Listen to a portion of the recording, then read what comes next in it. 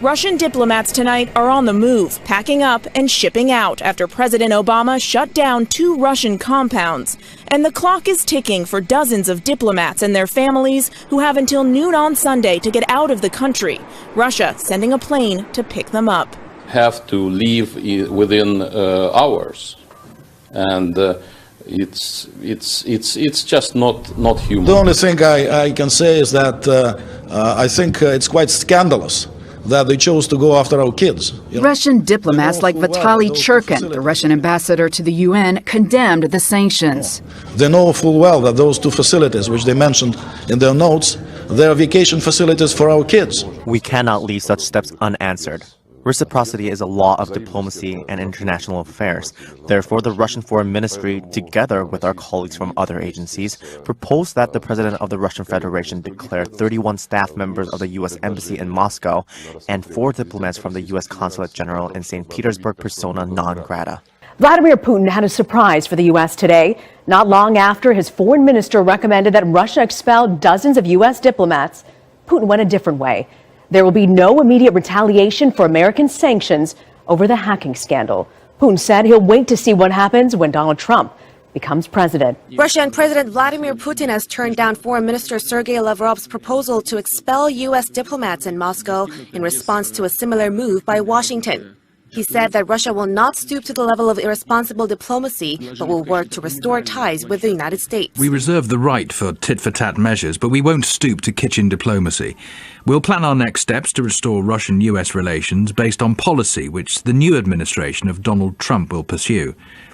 We won't create hurdles for American diplomats. We won't expel anyone. The current president is punishing Putin, but the next president is praising him, tweeting about the Russian leader's pledge not to retaliate against the U.S. until he sees how the Trump administration treats him, saying, quote, "Great move on delay by V. Putin. I always knew he was very smart." German media has recently been speculating about the alleged cyber threat posed by Russia to Germany's election next year. Well, the threat has, however, been questioned by one politician who's demanding proof from the government. Peter Oliver has the story. Russian hacking, Russian potential influence on next year's federal elections here in Germany has been, well, all over the news media. It's been talked about as something that could potentially change the outcome of next year's election. Well, that prompted one member of the Bundestag to actually put a question to the government here and ask where these allegations had come from. I asked my government what is the proof for this? What are the indications? Are there any proofs? And the answer in the end, there is no real evidence. But I didn't get any proofs, just the indication of the leak of the US server of the Democrats, and no proof.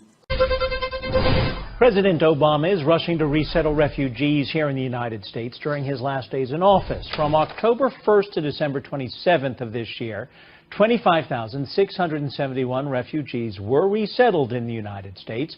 And during that same time period in 2015, the number was 13,791 refugees who were resettled. The Obama administration has resettled 3,566 Syrian refugees since October 1st, almost 3,000 more than the number that were resettled during the same period of time in 2015.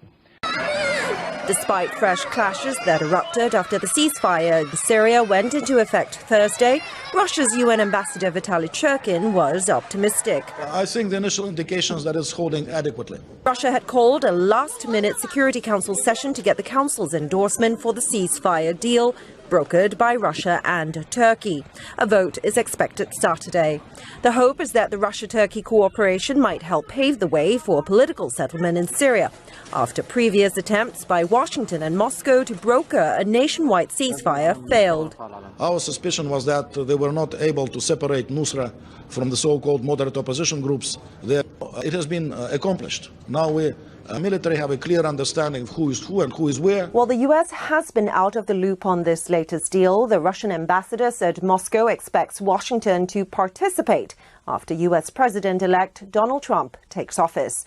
Russia also hopes countries like Egypt, Kuwait, Qatar and Saudi Arabia would come on board. But regardless of which nations join in mediation efforts, one thing is clear: Russia is now taking the lead on the Syria issue. The president of Turkey is on his way to obtaining more power, but critics fear it could threaten the country's democracy. President Recep Tayyip Erdogan has championed a constitutional reform to shift Turkey's government from a parliamentary system to a presidential one. The Turkish Parliament's Constitutional Commission just approved the proposal. If enacted, the reform would nix the prime minister spot and designate all executive power to the president. As it stands, Turkey's presidential office is largely ceremonial, but since Erdogan took office in 2014, he's used his popularity to shift more power his way. And after a failed coup attempt in July, Erdogan used a 3-month state of emergency, which limited the constitutional freedoms of Turkish citizens. The reform proposal is just the latest move by Erdogan's administration to expand presidential powers. One law expert said the new proposed system shift doesn't seem to have the mechanisms that keep the president in check. Parliament is expected to debate the bill in January. After that, it'll head to a referendum, which will likely happen in spring. Turkish police have arrested 58 suspected ISIL militants in the southern provinces of Adana and Gaziantep. According to Dogan news agency, counter-terror police squads hauled in 40 suspects after a raid on 48 premises in Adana. 18 suspects were also arrested in Gaziantep province. The Interior Ministry says more than 3,300 people were arrested in Turkey this year. Over 8,000 had suspected links to ISIL, with 679 of them being foreign nationals. Australian counter-terror officers have arrested a 40-year-old man at Sydney Airport and charged him with making online threats relating to New Year's Eve festivities in Sydney. The arrest was made after the man disembarked from a flight from London on Thursday. Police did not reveal the person's nationality, but said he had no links to any cultural groups. This follows police raids across southern city of Melbourne a week ago. Authorities say they foiled an ISIL-inspired plot to attack prominent sites in the city on Christmas Eve. Authorities in major European capitals have beefed up security over fears of terror attacks ahead of New Year's festivities. Thousands of police and military personnel have been deployed to protect the civilians in Paris, Berlin, Brussels, Madrid, and Rome, among other European cities. Barricades are going up in Berlin ahead of New Year's, just a week after the city suffered a deadly attack by Islamic State. Officials have already closed Pariser Platz Square near the Brandenburg Gate, where an extra 1,700 police officers will be on patrol. Organizers say they're confident they'll ring in 2017 safely. The security concept is very comprehensive, and if you visit, you will probably be in one of the safest places in Germany tomorrow night.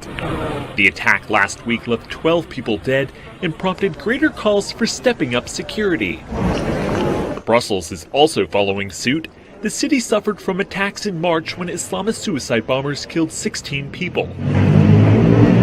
Now, city officials and New Year's organizers are not taking any chances. Obviously, the police will be there in numbers, and, as in other European capitals, we will work with a system of blocks. When one block is full, it will be closed to avoid having too many people in the same place. Officials had debated canceling New Year fireworks in Brussels, but decided they would go ahead.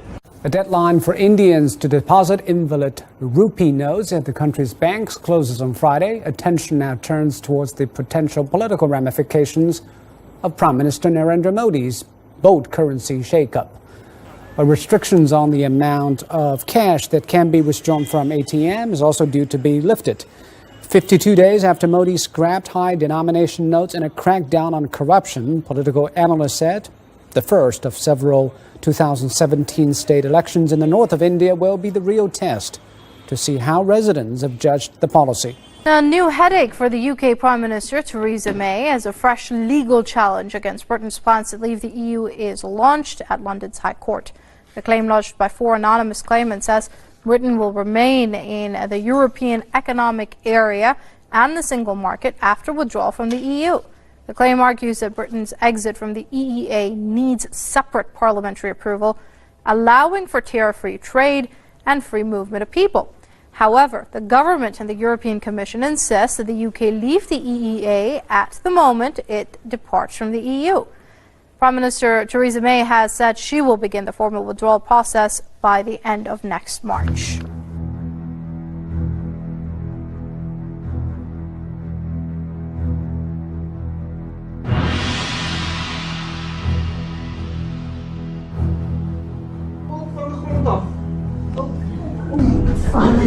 En handen New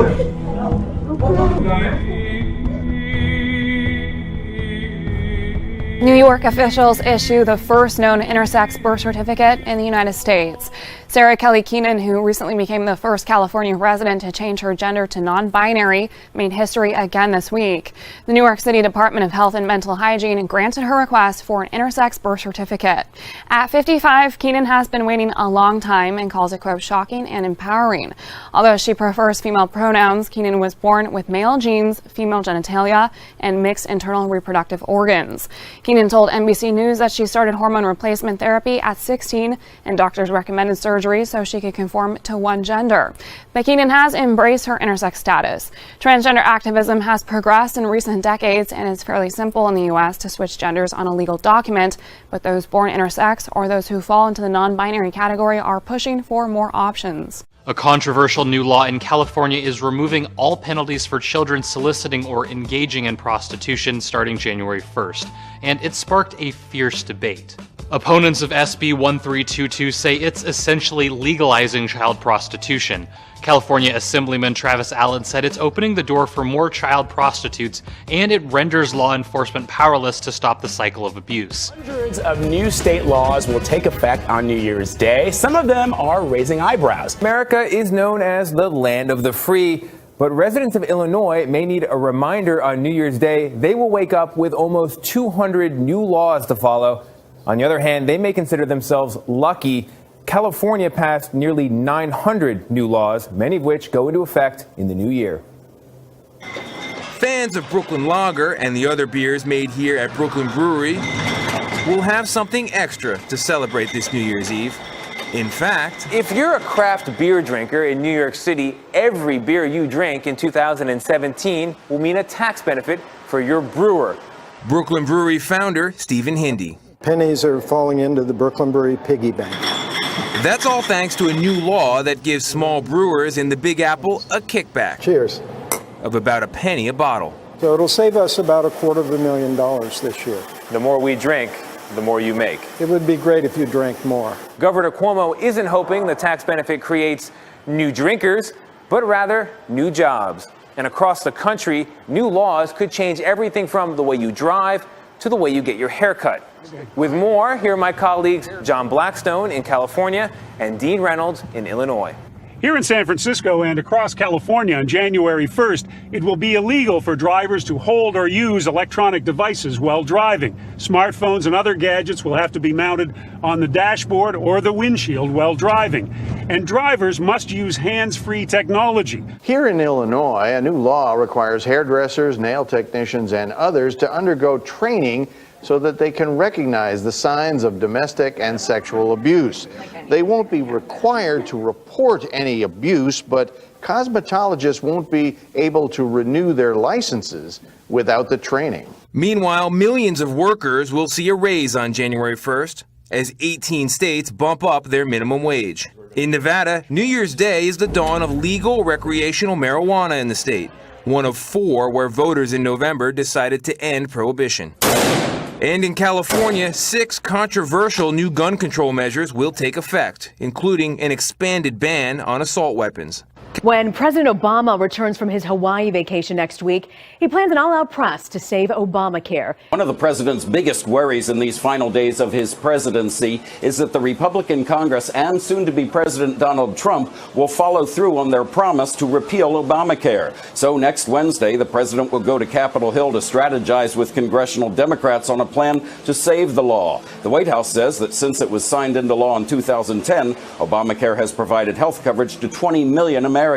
But the law has infuriated some Americans and Republicans in Congress who say it's made coverage for many unaffordable. A key part of the president's strategy will be to try to convince the American public that repealing Obamacare without replacing it would throw the entire health care system into chaos. Only 6% of people who run farms are under 35. That could affect your food and the environment. Some young people say issues like low pay and being overworked discourages them from getting into agriculture. But with older farmers retiring, there are some 700,000 farmers likely leaving the workforce in the next 25 years. Technology could help fill some of that gap. But without enough young people to take over, food production will rely even more on bigger farms. Bigger farms mean a bigger impact on the environment, and that fewer voices are a part of choosing which kinds of food are grown. For a lot of homeowners like me, this was the year for smart home technology. Meet my new Nest thermostat. Now, I didn't actually buy it alone. It was part of the package when I had my entire air system replaced, and that's actually key. More companies are incorporating smart home tech into their upgrade packages, whether you're replacing the furnace or the alarm system or whatever. Now, in 2016, 80 million smart home devices were delivered worldwide, a 64% increase from 2015, and that's all according to a brand new report from IHS Markit. That's your Nests, your August smart door locks, your Ring smart doorbells, and a big chunk of it was personal home assistants like Google Home, Amazon's Alexa, and Mickey from Bosch. Wynn Hotels announced it will install Alexa in every suite. So big companies are getting into the smart home tech, like Comcast buying smaller home tech companies and Alarm.com as well, expanding their offerings. The focus for 2017, though, will be educating the consumer, lowering the price, and enhancing security to prevent cyber attacks. There will be improvements in the technology, of course, but companies will have to push consumers because so far most consumers don't ask for it. They expect the smart home tech from their new construction, from the home builders, but they really don't seem to care if it's in the older homes. You talk to real estate agents, you ask if it's a selling point. Believe it or not, Andrew, they say not so much.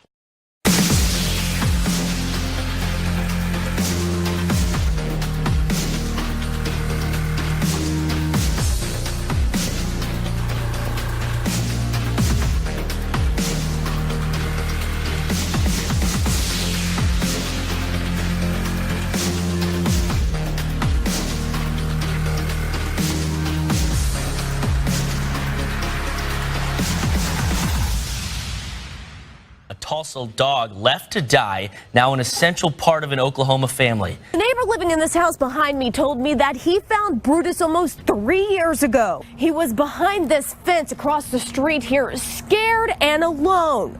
Quite the opposite of what he is today. He was real growly and barky and scared. You just see it in his face. That was in February 2014. Now, Brutus is full of life. Everybody knows Brutus. Recently, I organized a meeting for all of the people who gave Brutus a second chance. It's so wonderful to see him again. James Christian lives near 11th and Lewis. He's the neighbor who noticed Brutus was alone and who called Unchained Oklahoma. The house was open. Dog food had been left on the floor.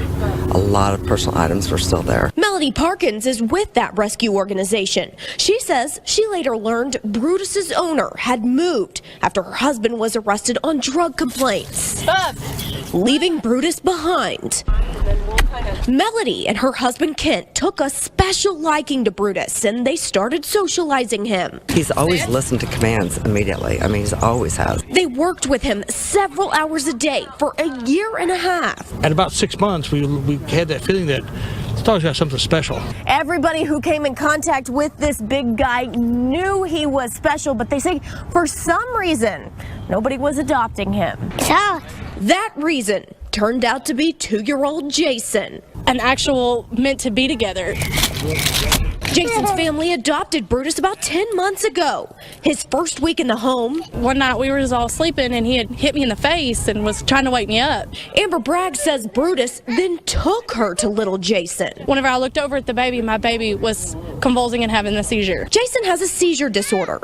And Bragg says after that experience, she learned that Brutus senses when one is about to hit. 4 weeks ago, he had another seizure. Brutus went into the bedroom, grabbed him by his shirt collar, pulled him up, and started barking until we got there to him. All of this without any specialized training. I feel like he's in better hands with that pit than he is with anybody. I mean, if it wasn't for that dog, he may not be running and playing like he is now.